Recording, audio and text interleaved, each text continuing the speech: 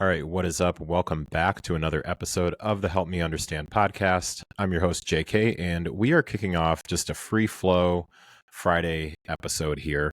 For those who have listened to the podcast for a while, for a decent amount of time, I did a segment or a group of episodes, called the Friday Four, where I picked 4 topics right off the dome. And we're going to keep that same vibe going with today's episode. I've got 4 things that I just jotted down in the last 15 minutes that are front of mind from the past week. So before getting into talking about those 4 things, I first, as always, want to say thank you for choosing to press play on the Help Me Understand podcast. I say it every time because it's true. I know that you have no shortage of podcast content that you can consume, so I certainly never take it for granted that you chose to press play on Help Me Understand. So thank you for being here. If you could be so kind as to hop on to whatever podcast platform you're currently listening on and leave a rating, review, like, comment, just depends on the platform that you're on, what you have the ability to do. I would appreciate that, as that helps with getting some more visibility for the Help Me Understand podcast. One thing that you can count on is that on Tuesdays, the episode will be related to fitness, nutrition, training, something adjacent to those particular things. And then it's pretty much a wild card for any other episode that I come out with. Something that I mentioned, I believe, on this most recent episode, or maybe a couple of episodes back, they're all kind of running together recently. The story that I'm telling myself is everything has been so fitness related. And while that is not something that I'm apologizing for, it's also not the main intention of having the Help Me Understand podcast. My initial intention for those who may be newer to the podcast is to really just have each and every episode present you with something that has you impacted because you had a different perspective, maybe a different point of view than you previously had, whether it's related to fitness, whether it's related to just everyday life, whether it's related to self-development or parenting or sports or anything in between there. It just so happens that my primary passion is fitness. That is what it is. So I had even, just somewhat transparently here, I had even considered, maybe I should start a different podcast that's focused specifically only on fitness, and then leave Help Me Understand for anything outside of that. However, I want to be realistic with the capacity that I currently have, and trying to manage and create content and run 2 podcasts. Absolutely not. And for some of you who may be familiar with Lifting, Running, and Living, another podcast that I co-host with my friend Kelly Lutz, you may say, well, you've got this other podcast going. Kelly makes that very easy for me to do. She essentially runs every aspect of that particular podcast when it comes to editing and posting and all of that good stuff. So my primary responsibility is showing up for the podcast, and then we equally split the duties of the topics that we're going to cover, just what's front of mind for each of us, whether it's in or out of coaching, just anything that's kind of within that particular realm. So for the foreseeable future, I'm just going to keep on rolling with the Help Me Understand podcast in the format that I currently do, where each and every Tuesday we will ensure, and we being me, I will ensure that those episodes are adjacent to the fitness, nutrition, training, anything that sort of a space. And then any other episodes that I do may be fitness related. However, they're not going to be boxed into that. So today is a good example of that. So let's go ahead and get into, again, these are just 4 things. Literally, I'm recording and going to get this quickly put together and then get it put out. Just 4 things just off the dome here. So free flow Friday. Here we go. First thing, not in any particular order, first thing I want to talk about that is front of mind is the passing of Malcolm-Jamal Warner, first introduced to me as Theo on the Cosby Show. So Theo Huxtable.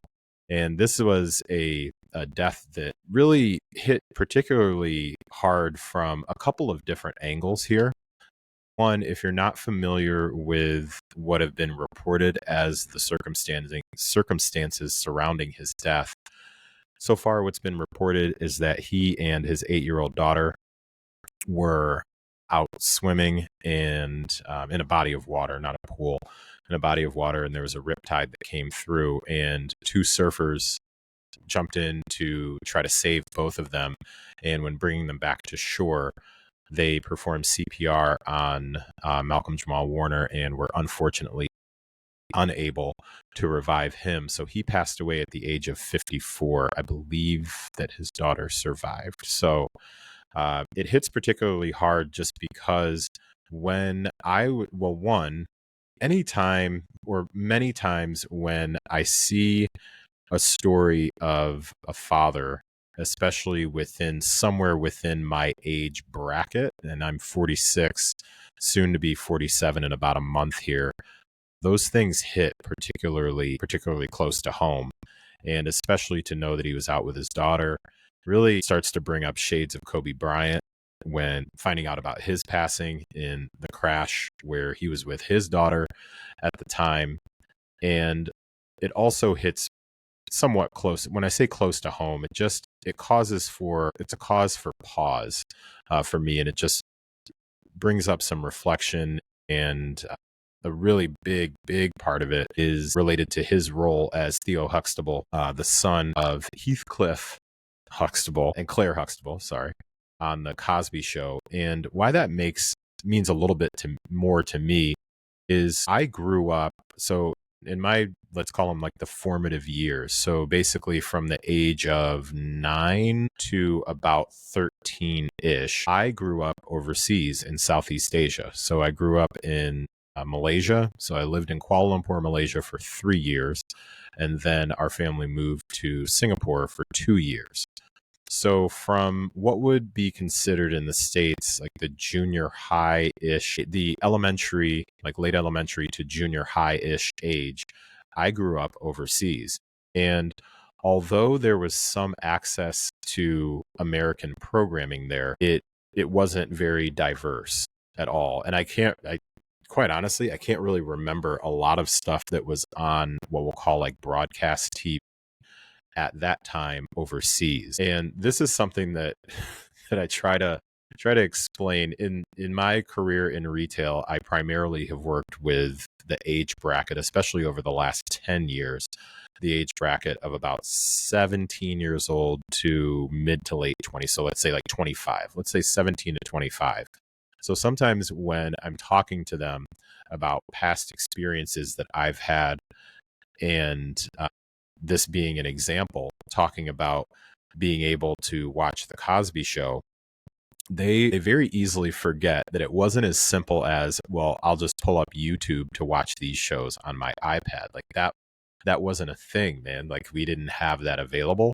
So I remember distinctly that in order to watch the Cosby Show, what happened is I don't know if it was friends or family. I'm not sure who was doing this for us now that I think about it, but we would receive care packages once in a while. And those care packages would contain VHS tapes, so VCR tapes, and there would be a whole bulk of them. And my parents, I believe, still have some of these.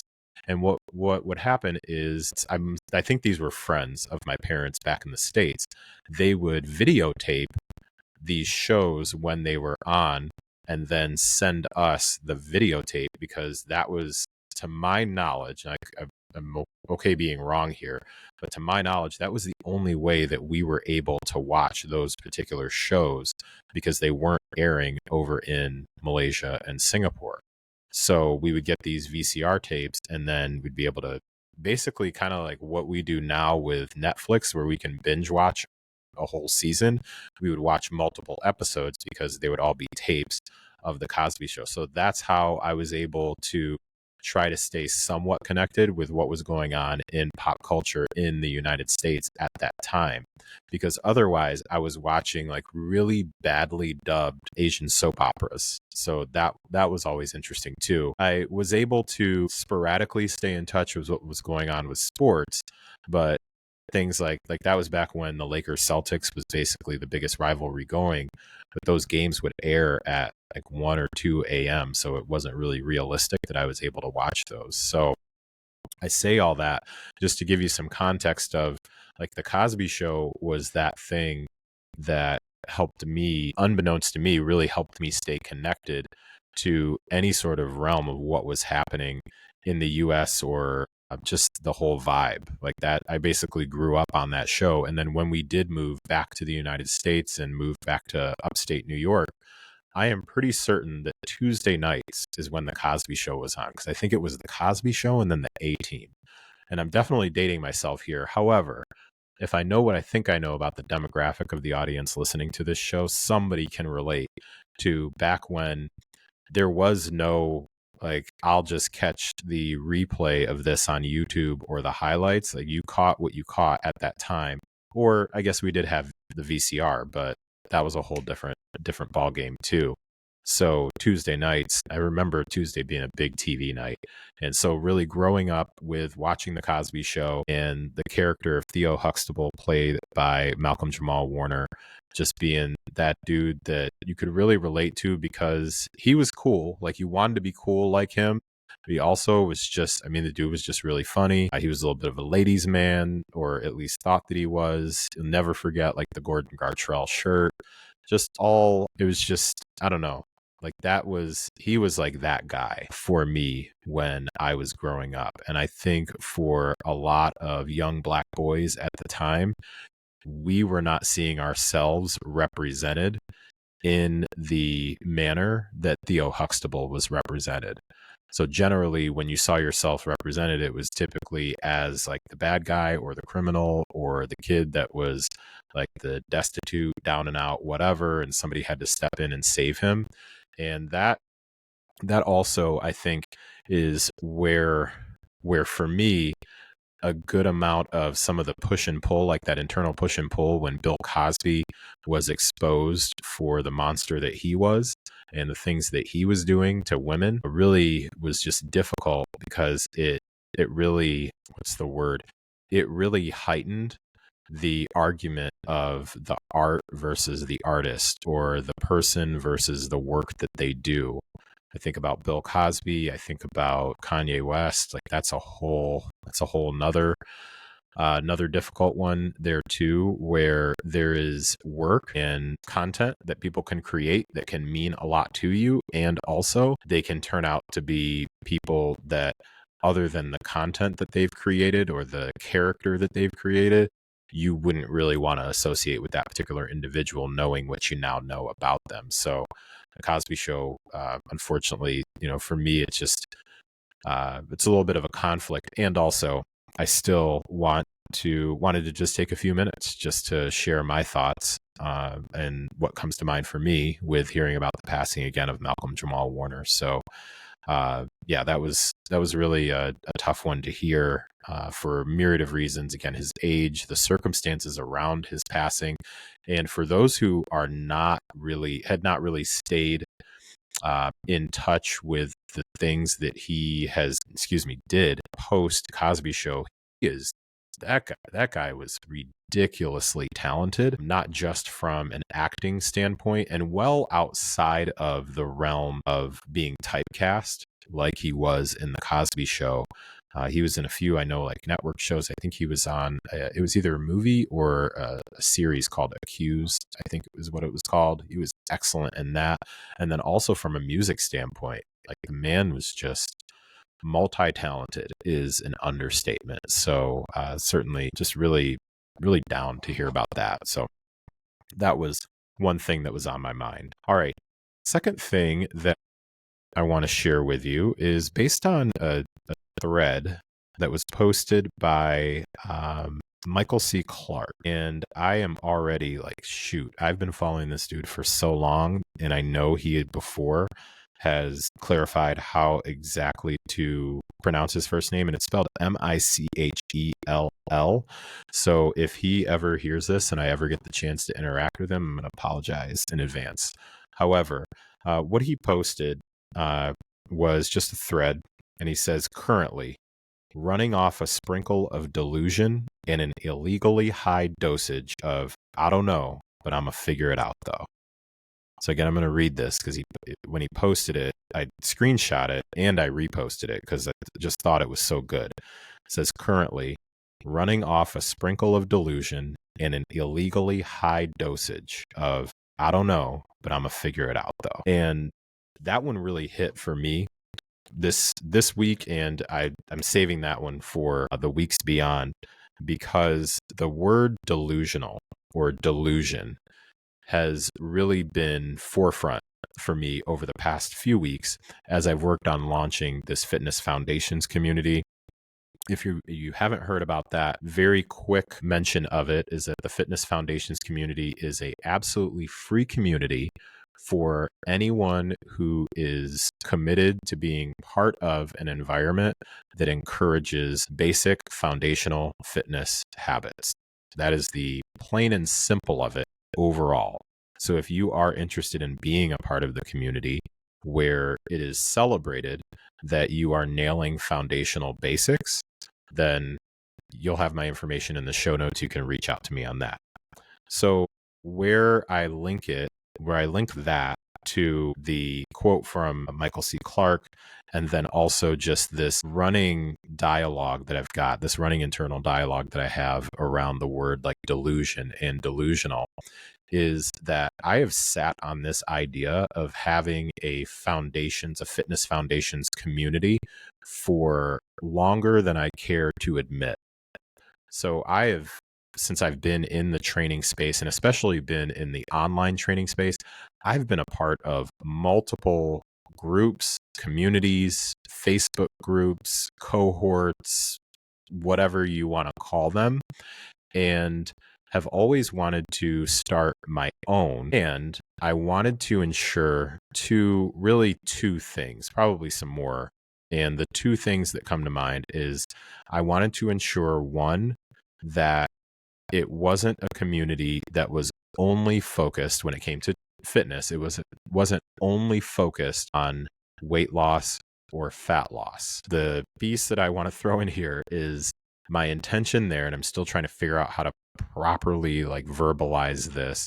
My intention there is not to turn people off from those things. That would be really wild, because that's kind of the opposite of the work that I do. The challenge that I would often see, and again, I can't even tell you the number of communities, groups, and different things like that I've been a part of, is that regardless of how much a Facebook page or Facebook group or coach group or whatever it might be would talk about, hey, we're here to support healthy habits and things like that, the majority of the talk always turned to weight loss and fat loss and doing things through that particular lens. So for example, it would be something like in the community right now, somebody just recently posted, by the way, shout out to anybody who's listening from the Fitness Foundation community. You guys have been fantastic so far. So somebody had posted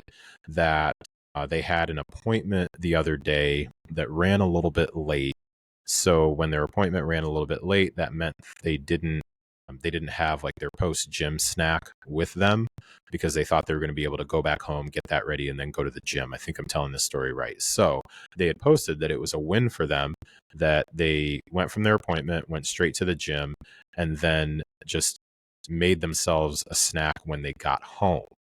And in previous experiences, where this would veer towards is that people would chime in and be like, man, that's fantastic that you had the discipline, because those calories really sneak up on you, or then you make really bad choices, and then that's how you stay stuck and gain body fat and all these other things. And the tone of the feedback for this particular individual and what that person recognized wasn't all about, hey, this is a win for me because I was able to make sure that I didn't gain weight because I made a bad choice. It was by the time we kind of worked through a couple of things or talked about a couple of things, something that she identified as that was a win for me because it shows that I'm past this all or nothing mindset, or I'm no longer thinking about everything as all or nothing. It wasn't okay, well, I didn't make the snack, so now F it, it doesn't matter. Let me just go grab something from the gas station. And to me, you take that same event and you can look at it two very different ways. If you're constantly thinking about weight loss and fat loss, like nothing but that becomes the filter which through everything goes. If the primary focus and what you stand on is around basic foundational habits and understanding also the importance of nutritional maintenance, then you run it through that particular filter. And where the delusion thing comes into play here is because when I've talked about building a community like this with a couple or a few other folks in the fitness space who have their own communities and communities that are doing really well, the general feedback has been, that sounds cool, but that's not really going to be a thing that people are going to really be all that interested in long term. And they gave me this feedback honestly, transparently, and extremely respectfully. And respectfully in the actual sense of the term, not what we do these days where we're about to go ahead and roast somebody and we're like, respectfully, you're dumb. Like that sort of thing. So they may have been telling me that I was dumb. So this quote from Michael C. Clark, when he just said, running off a sprinkle of delusion and an illegally high dose of, I don't know, but I'm gonna figure it out though. That one really hits because as I've launched this thing, we have a handful of people right now, and I know that we will continue to grow. The interaction has been fantastic so far. We have a daily prompt, and so far, at least one person has chimed in with their post for the daily prompt, although people can post whenever they want. And just thinking about, man, I certainly don't have the whole platform down either. It's not on social media. It's something that has its own site, so you don't have to use Facebook or Instagram or anything along those lines. So just thinking about the feedback that I'd previously been given, that this is not really something that people are going to be all that into. And while those folks may turn out to be right, I'm still delusional enough to believe that this is something that can and will have a significant amount of impact in the future. Again, if you'd like to join me, just shoot me a DM on Instagram, or you can email me. My stuff will be in the show notes. So just wanted to pass that on for anybody who is currently working through something, has an idea, has a target, has a goal, and it doesn't even need to be something where it's like, man, I'm at rock bottom and I got to see my way out of it or anything along those lines. It can be just as basic as I am going to, just slowly but surely get a bit better at this. And you possibly either are telling yourself, and I'll talk about another piece there, telling yourself, or you have other people that are telling you like, yeah, that's cool, but you're not really ever going to be that. I want to tell you, like, really encourage you to just be, it's become cliche at this point, and I'm still going to say it, like, be delusional. Like, if you really, really, really believe that it's something that you can do, all you got to do is just be willing to take a step and then take another step and then not get completely down and scrap everything when something doesn't work. Like when I was working on this community thing, I made a mistake and it ended up like sending a half invite to somebody at like whatever time in the morning and didn't realize that messed up. So I had to reach out to them and be like, I'm sorry, that link was jacked up. And this email, I will continue to make mistakes as I'm figuring out. But for the person who's looking for a little bit of encouragement, like just be delusional and do the thing. All right. A third thing out of 4 that I jotted down, and I posted about this on Threads too. I am not sure what's going on here, but it seems to me that so far, 99%, and I almost said 100%, I'm just willing to admit that there might be 1% that I forgot and I'm not thinking about currently.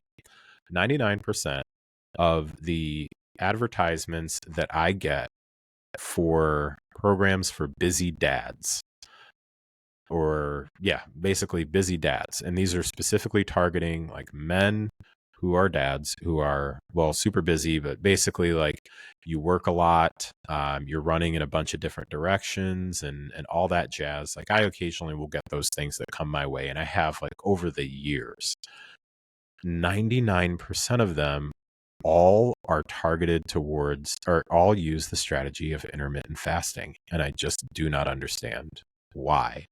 that is being seen as the solve for dads who are already doing the most, and potentially like you need to do the most, and also then behaviors like binging like crazy at night and burnt out and living on vibes and Monster energy drinks. And then all of a sudden the marketing is, busy, burnt out dad. Like, I can teach you how to get ripped and get super lean and blah, blah, blah.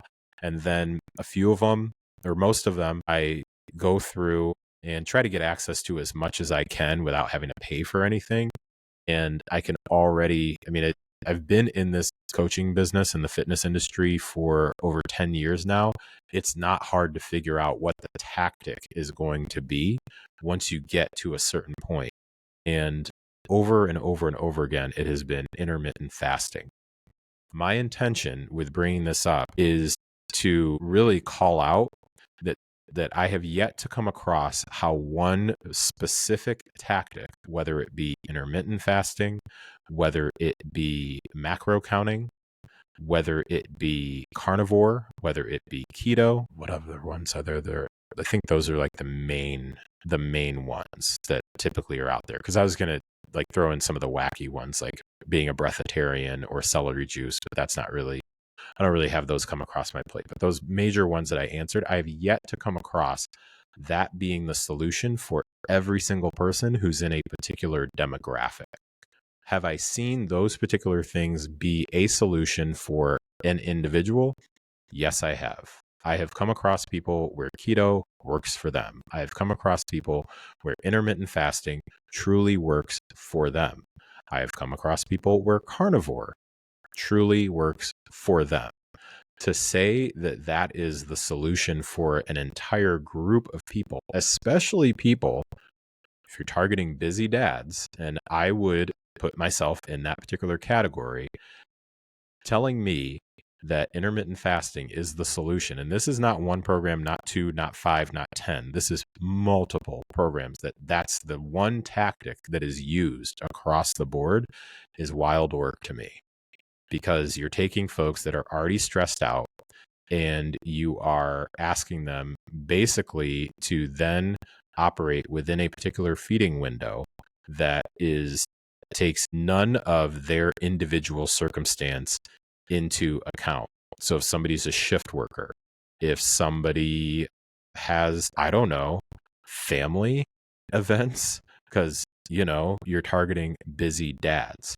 So how does that get handled when there are family events that are outside of their feeding window? Or are we changing the feeding window each time, or are we not? Like, how does that go? So this is basically just using this particular bullet point just to hopefully remind you, if you've ever listened to me before, this will not be a shock to you, that coming up with a one-size-fits-all tactic typically doesn't fit all. It's basically like, it reminds me of how my daughter was talking to me about this brand called Brandy Melville, I think it was, because we went to one of her, is she a real person? I don't know. But anyways, we went to one of the stores and she was like putting me on the game that basically everything is one size, which that is wild work to me too. I think at the time, somebody could correct me if I'm wrong, but when you say like everything's one size, okay, cool. So if I go in there, can I buy a t-shirt? Like, I don't think that's going to work. So I don't know. It's just very interesting to me to use like one tactic and say that that's going to work for everybody. All right. The Brandy Melville thing might've been a stretch, but here we are. Okay. The last thing that I want to share with you, and this will close things out and then we'll end the episode, is also just a reminder about what I call struggle language. So recently I was talking to someone and we were coaching through a particular movement, and they mentioned a couple of times, like, man, I always struggle with this weight with this exercise. And they said it the first time and let it roll. Then they said it the second time, and that's where I was like, okay. And to be clear, we were in a coach and athlete relationship here. And when the person said it the second time, or they said, oh, I always struggle with these weights, I was like, okay, well, it's up to you if you want to continue to use language that invests in your struggle story here. Like, if you want to keep using struggle language, that's fine. However, we could also just switch the language real quick and be like, yeah, I'm working on this particular weight. I'm working on getting better at lifting with these dumbbells instead of those dumbbells, like that sort of a thing. And I have gotten the feedback before that, hey, you know what? It's not that big of a deal. It's just an offhanded comment. And also, here's the deal. I understand it is an offhanded comment. However, those comments are telling a story. Those comments, each one of those comments, I look at it like this. There are seeds that get planted, and then those seeds get watered. And when you continue to use struggle language, you are watering that particular seed. So if you are somebody who right now has a particular task that is very difficult for you, and you just seem to come up against it every time, it's just like, it's boom, man, this is hard. Boom, man, this is hard. And I'm not just talking about exercise here. There are particular things, like I will share with you, Canva. For those who've used Canva before, the platform, the software for designing graphics and PDFs and Instagram posts you can put on there, like carousels. I use it for my carousels and things like that. For the longest time, there was a a virtual co-working session that I would participate in each week. And at the beginning of the co-working session, the moderator for the co-working session has us go around the room. This is a virtual session on Zoom. And she asks, okay, what's everybody going to be working on today? And we use the Pomodoro timing method. So you work for 20 minutes and then we took a 10-minute break, or 25 and 5. I can't remember which one we used. So at the beginning, she would ask, okay, what's everybody going to be working on? And it became like a running joke after about 2 weeks that I would be like, yep, it's me and Canva. And she was like, man, you're going to be struggling. She would ask, like, what are you doing today? And I would say, oh, it's going to be Canva. And she's like, oh, you and Canva. I'm like, yeah, it's just an ongoing battle. It's a love-hate relationship. I'm just at this point where it's just, oh man, I am awful at this. And I had to check myself and tell myself, man, if you continue to use this language that you struggle with Canva and you're not good at using Canva, then this is what you are going to continue to reap. You are going to reap what you sow. So do you want to continue each time that you get on this co-working session to talk about how hard it is for you to manage things in Canva? Don't judge me. Or do you want to acknowledge that you're working on it? You're trying to get better at it. And I changed my language. And so when we would go around the virtual room, it's like, what are you working on? And I'm like, well, today I'm working on getting a little bit better at Canva. And that's basically the way that I frame it now. I'm working on getting a little bit better at it. And I have gotten better at it. I have work to do and I have gotten better. So things that used to take me an ungodly amount of time to put together that you will probably spend 20 seconds looking at, I am getting more efficient at putting those things together. So that's something that I wanted to share with you, not specifically about my Canva thing, although that is a win. It's just really take time to evaluate your struggle language and remember that everything that you everything that you say about a particular situation, you are pouring water onto that seed. It is either going to be the seed that is growing your struggle story, or it's going to be the seed that is growing your redemption story. I don't know, but whatever better way to think about that. All right. At this point, I'm kind of just rambling. So that is a sign to go ahead and cut things off. So if you've sat here this long, I certainly appreciate it. This has been a Friday, Free Flow Friday. May or may not keep that name. We'll just kind of see what happens.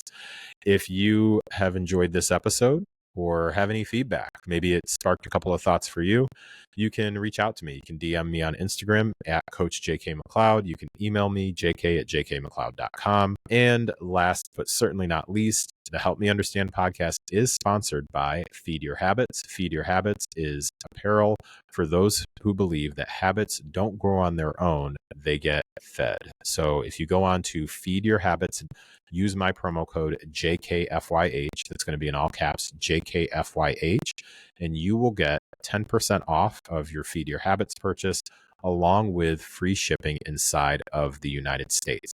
That does apply to all of the Feed Your Habits merchandise. I mention that only because we have a couple of collabs going with my son's podcast, the Kids Talk Sports podcast. There's a hoodie on there that you can order where Mace gets a percentage of the profits there. And then we also recently just launched a collaboration with Achievers in Life, which is a nonprofit organization for boys in the Birmingham, Alabama area that my dad owns. And profits from the sales of those t-shirts go directly to Achievers in Life.